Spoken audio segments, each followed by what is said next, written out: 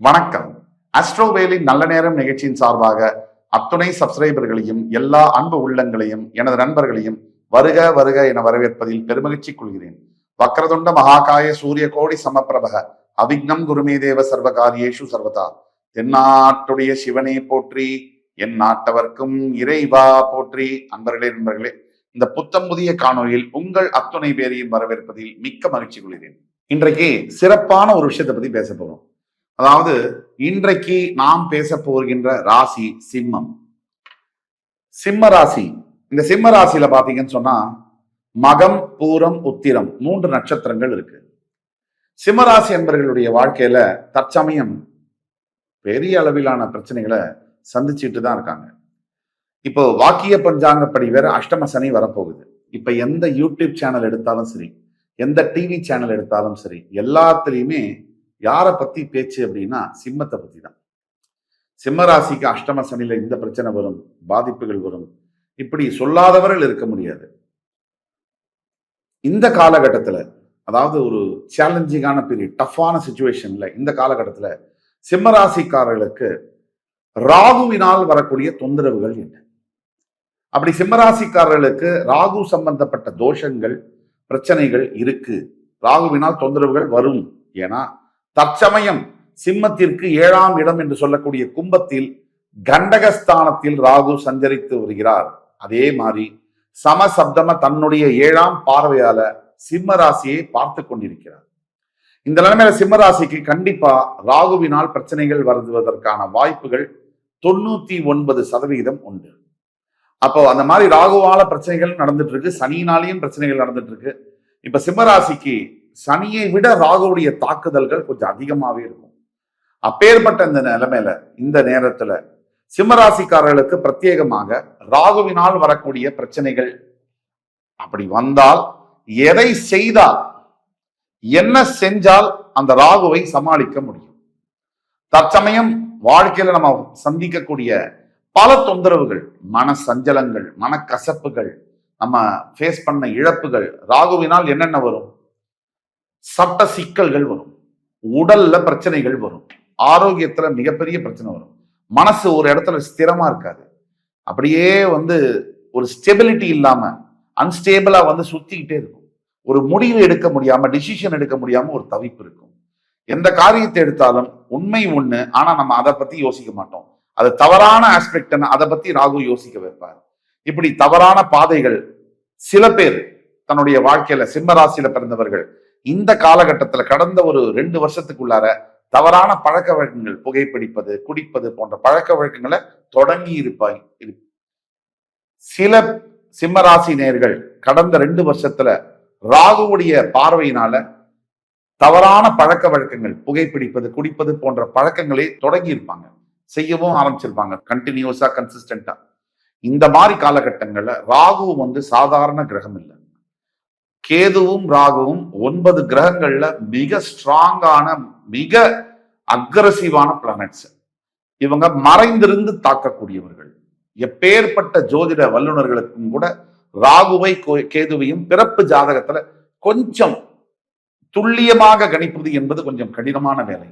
அந்த மாதிரி இருக்கக்கூடிய ஷேடோ பிளானட்ஸ் ராகுவினால் தற்சமயம் சிம்ம ராசிக்கு வரக்கூடிய பிரச்சனைகள், ராகுவினால் வரக்கூடிய தொந்தரவுகள், ரகளை செய்கின்ற இந்த ராகுவை, பிரம்மாண்ட கிரகம் ராகு ஒரு மனிதனுக்கு பெரிய ராஜயோகம் மற்றும் பெரிய பாதிப்புகள் ரெண்டுமே கொடுக்கக்கூடியது.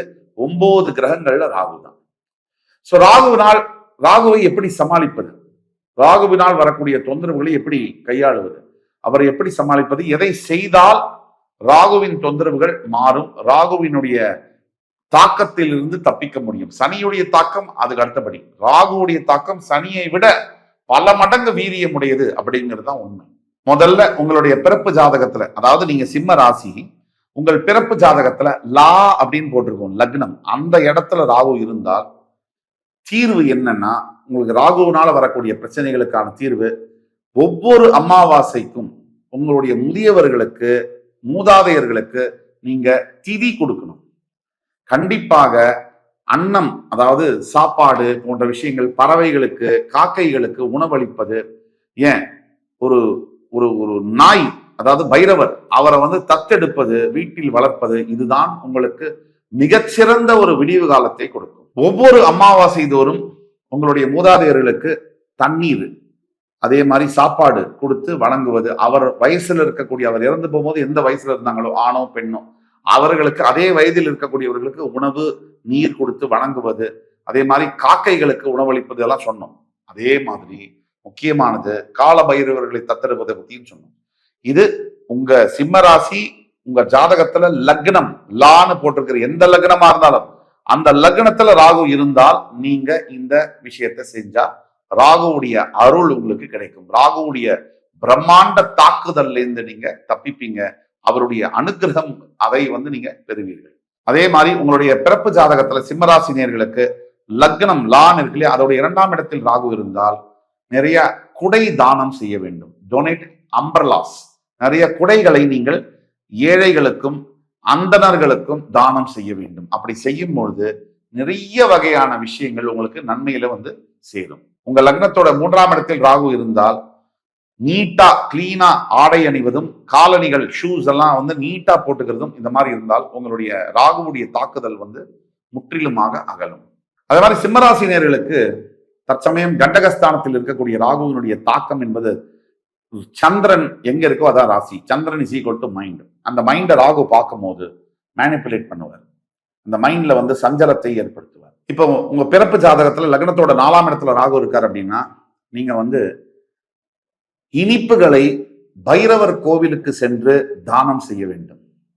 இனிப்புகளை பைரவ திருக்கோவில்கள் எங்க இருக்கோ அங்க போய் வந்து தானம் செய்ய செய்ய ராகுவினுடைய தாக்கம் அக்ரஷன் கம்மியாகும். அதே மாதிரி உங்களுடைய பிறப்பு ஜாதகத்துல உங்கள் லக்னத்திலிருந்து 5ஆம் இடத்தில் ராகு இருக்கிறாரே ஆனால் ஒரு நாயை நீங்கள் தத்தெடுக்க வேண்டும். பைரவரை, கால பைரவரை தத்தெடுக்க வேண்டும். அப்படி தத்தெடுத்து அந்த நாயை சரியா பார்த்துக்கிட்டு, அந்த பெட் டாக வந்து அந்த கால பைரவரை சரியா பார்த்துக்கிட்டு அவரை வந்து அவருக்கு வந்து உணவு கொடுக்கறது, நீர் கொடுக்கறது, இதெல்லாம் பண்ணீங்கன்னா உங்கள் வாழ்க்கை முற்றிலுமாக மாறும். அதே மாதிரி உங்கள் சிம்ம ராசி உங்கள் லக்னத்தின் 6ஆம் இடத்தில் பிறப்பு ஜாதகத்தில் ராகு இருக்கார் அப்படின்னா உங்களுடைய ப்ராமிசஸை நீங்க வந்து கீப் அப் பண்ணணும். அதாவது நீங்கள் கொடுத்த வாக்குகள், நீங்கள் செய்த சத்தியங்களை மறக்காமல் நிறைவேற்ற வேண்டும். எவ்வளவு பாடுபட்டோ, எப்பெரும் பாடுபட்டோ நீங்கள் கொடுத்த வாக்குறுதியை, சத்தியத்தை மீட்க வேண்டும். எப்பெரும் பாடுபட்டோ நீங்கள் கொடுத்த வாக்குறுதியை, சத்தியத்தை காப்பாற்ற வேண்டும். இது காப்பாற்றலைன்னா ராகுவுடைய தாக்கம் அதிகமாக இருக்கும். அப்படி சின்ன சின்ன வாக்கு பார்த்து கொடுக்கணும். அதே மாதிரி உங்களால முடிஞ்ச விஷயத்த மட்டும்தான் கமிட் பண்ணணும். நீங்க சிம்மராசியா இருந்து உங்க லக்னத்திலிருந்து 6ஆம் இடத்தில் ராகு இருந்தால் கீப் அப் யுவர் ப்ராமிசஸ். கவனமாக நீங்க வாக்கு கொடுத்த வாக்கை காப்பாற்ற வேண்டும். அதே மாதிரி நீங்கள் சிம்மராசியாக இருக்கீங்க, தற்சமயம் கண்டக ராகு உங்களுக்கு இருக்காரு. இந்த மாதிரி காலகட்டத்துல பல பிரச்சனைகள் ராகுவால தான் வரும். சனியை விட அதிகமாக ராகுவுடைய தாக்கம் இருக்கும்.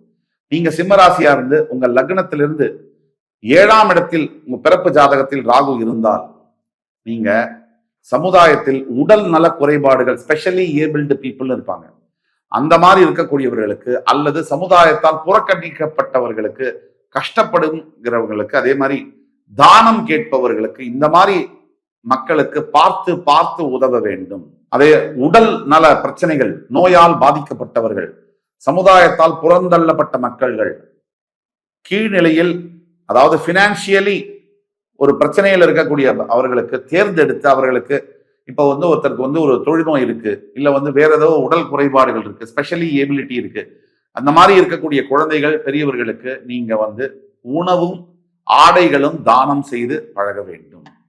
அதே மாதிரி நீங்க சிம்மராசியா இருக்கீங்க, உங்களுடைய பிறப்பு ஜாதகத்தில் உங்க லக்னம் லான் இருக்கு இல்லையா, அந்த லக்னத்திலிருந்து 8இல் ராகு இருந்தால் கருப்பு எள்ளோ அல்லது மஸ்டர்ட் ஆயில் என்று சொல்லக்கூடிய இந்த கடுகெண்ணெய் அப்படின்னு சொல்றோம், அந்த எண்ணெயை வந்து நீங்க தானம் செய்ய வேண்டும். கருப்பு எள்ளையோ கடுகு எண்ணெயையோ தானம் செய்து பழக வேண்டும். உங்கள் பிறப்பு ஜாதகத்தில் உங்கள் லக்னத்திலிருந்து 8இல் ராகு இருந்தால், அதே மாதிரி உங்கள் பிறப்பு ஜாதகத்தில் சிம்மராசி நீங்க உங்கள் லக்னத்திலிருந்து 9ஆம் இடத்தில் ராகு இருக்கிறார். உங்கள் லக்னம் லான்னு போட்டிருக்கும் ஜாதகத்துல, அங்கிருந்து 9இல் ராகு இருந்தால் வெளிநாட்டு தூதுவர்களுக்கு, வெளிநாட்டிலிருந்து வரக்கூடிய சிட்டிசன்ஸ், வெளிநாட்டு ஃபாரின் பீப்புளுக்கு வந்து நீங்க உதவ வேண்டும். உங்கள் லக்னத்திலிருந்து 9ஆம் இடத்தில் ராகு சிம்மராசிக்காரர்களுக்கு இருந்தால் நீங்கள் வெளிநாட்டுக்காரர்களுக்கு உதவ வேண்டும். ஏதாவது சின்ன உதவியிலிருந்து பெரிய உதவி செய்ய வேண்டும். உங்களால் முடிந்த உதவிகளை செய்ய வேண்டும். சிம்மராசி நீங்க உங்களுடைய பிறப்பு ஜாதகத்துல லக்னம்னு இருக்கு இல்லையா, அங்கிருந்து 10th பிளேஸ்ல ராகு பகவான் இருந்தாருன்னா, தொழில் சம்பந்தப்பட்ட முறையில நீங்க ஏதாவது எக்யூப்மெண்ட்ஸ் யூஸ் பண்றீங்கன்னா எவ்வளவு வேணா யூஸ் பண்ணலாம். தேவையில்லாமல் தொலைபேசி அதிகமாக பயன்படுத்துவது மற்றும் தொழில் கருவிகள்ல சோசியல் மீடியா, இன்ஸ்டாகிராம் போன்ற விஷயங்கள்ல லைத்திருப்பது, இது பெரிய ஆபத்தையும் விளைவையும் உருவாக்கும். ராகுவுடைய கண்டக சனி தாக்குதலினால்.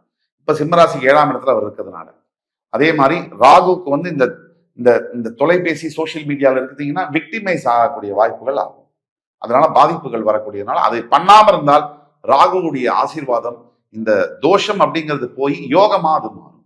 நீங்க சிம்மராசி உங்க பிறப்பு ஜாதகத்துல லக்னத்திலிருந்து 11ஆம் வீட்டுல ராகு இருக்காருன்னு சொன்னாங்கன்னா, நீங்க துர்கை அம்பாளை வழிபட வேண்டும். துர்கை அம்பாளை வழிபட ராகு உங்களுக்கு என்ன வேணுமோ அந்த ராஜயோகத்தெல்லாம் தருவார்.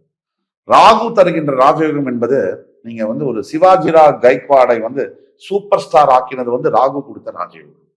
அந்த அளவிற்கு அவருடைய உழைப்பு என்னதான் இருந்தாலும் எல்லாரும் தான் உழைக்கிறாங்க.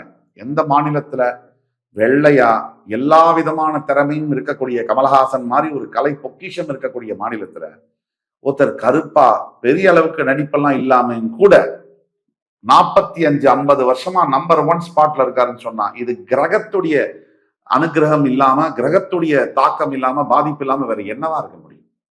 அந்த அளவிற்கான ராஜயோகத்தை கிரகங்கள், இறைவன் நமக்கு தர முடியும். ஆனால் அதற்கு எந்தெந்த இடம், கிரகத்துடைய பொசிஷன்ஸ் என்ன, நாம செய்ய வேண்டிய வேலை என்ன, இதெல்லாம் ரொம்ப முக்கியம். இப்போ சிம்மராசி லக்னத்தோட 11ஆம் வீட்டுல ராகு இருக்காருன்னு சொன்னா, துர்கை அம்பாளை வழிபட்டால் ராகுவுடைய பரிபூர்ண ஆசீர்வாதம் கிடைக்கும். நீங்க சிம்மராசி உங்க லக்னத்துல அதே 12ஆம் வீடு என்று சொல்லக்கூடிய இடத்துல ராகு பகவான் இருக்காருன்னு சொன்னா, சானிட்டரி ஒர்க்கர்ஸ், அதாவது துப்புரவு தொழிலாளர்களுக்கு உங்களால் முடிந்த உதவிகளை செய்ய வேண்டும். அவங்களுக்கு ஏதாவது டொனேஷன் மாதிரி கொடுக்கலாம். அவங்களுக்கு என்னென்ன வாழ்க்கையில பிரச்சனை எப்படி சப்போர்ட் பண்ண முடியுமோ, கல்விக்காக, சாப்பாட்டுக்காக, ஆடைகளுக்காக, வேற ஏதாவது உதவி எது முடியுமோ, ஆரோக்கியம் சம்பந்தப்பட்ட பிரச்சனைகளுக்காக எந்த விஷயத்துல பணம் கொடுத்தோ அல்லது உடம்பாலேயோ மனசாலேயோ ஹெல்ப் பண்ண முடியுமோ ஹெல்ப் பண்ணீங்கன்னா உங்களுக்கு பெரிய அளவிலான ராகுவுடைய ஆசீர்வாதம், ராஜயோகம் என்பது கிடைக்கும். ஆக சிம்மராசி நேயர்களுக்கு உங்களுடைய தற்சமயம் ராசிக்கு 7ஆம் இடத்தில் கும்பராசியில் ராகு சஞ்சரித்து வருகிறார். உங்கள் ராசியை சமசப்தம நேரடி பார்வையாக பார்த்து கொண்டு வருகிறார். இது பெரிய தாக்கத்தை விளைவிக்கும். அப்படிங்கிறதுனாலையும் இந்த தாக்கத்திலிருந்து வெளிவருவதற்கு ராகுவுக்கு எந்தெந்த மாதிரி விஷயங்கள் நாம் செய்தால் ராகுவை வெல்ல முடியும், ராஜயோகங்களை பெற முடியும், தோஷங்கள் யோகமாக மாறும் என்பதற்கான உங்க பிறப்பு ஜாதகத்துல சிம்ம ராசி, ஆனா உங்க லக்னத்திலேருந்து ஆரம்பிச்சு 12 வீடுகளில் ராகு இருந்தால் தற்சமயம் நீங்க எதை செய்தால் அந்த ராகு தோஷம் என்பது யோகமாக மாறும் என்பதை பற்றிலாம் விரிவா பார்த்தோம். இந்த எபிசோடு உங்களுக்கு கண்டிப்பா பிடிச்சிருக்கும்னு நம்புறோம். தவிர தியானம் என்பது ராகுக்கு ரொம்ப பிடிக்கும். நீங்க தியானம் செய்ய செய்ய உங்களுக்கு ராகு கிட்டத்தட்ட நீங்க சொல்ற மாதிரி எல்லாம் செய்ய ஆரம்பிச்சிருவாரு. அதனால தியானம் பயிற்சி என்பது அவசியம் தேவை சிம்மராசிக்கு. அடுத்து வரும் காணொலியில் மறுபடியும் உங்கள் எல்லோரையும் சந்திக்கும் வரை உங்களிடமிருந்து விடைபெறுவது உங்கள் சுபாஷ் பாலகிருஷ்ணன். நன்றி, வணக்கம், வாழ்க வளமுடன்.